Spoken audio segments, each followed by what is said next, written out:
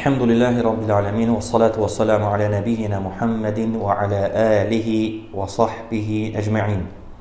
Əmmə bə'd, sual yönləndirilmişdi bizə. Necə edə bilərik ki, əməllərimizdə ixlaslı olaq, hər dəfə əməl etməmişdən öncə ixlası özümüzə xatırlayaqmı?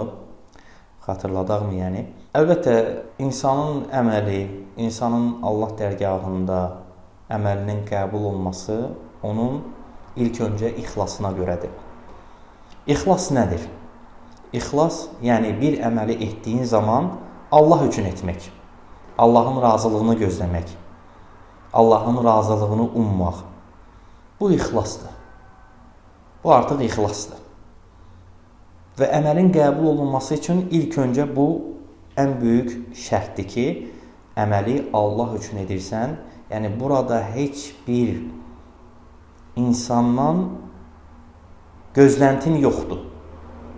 Yəni, kimsə səni görür, kimsə səni tərifləyər, kimsə sənə xoş söz deyər.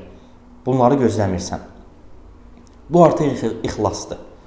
Və əlbəttə, hər bir əməl etməmişdən öncə ixlası xatırlamaq lazım. Ki, əməlin qəbul olunması üçün və insanın əməldən savab götürməsi üçün. Əgər ixlas olmazsa, əməl qəbul olunmaz. Əgər ixlas olmazsa, əməldən insana savab, mükafat olmaz.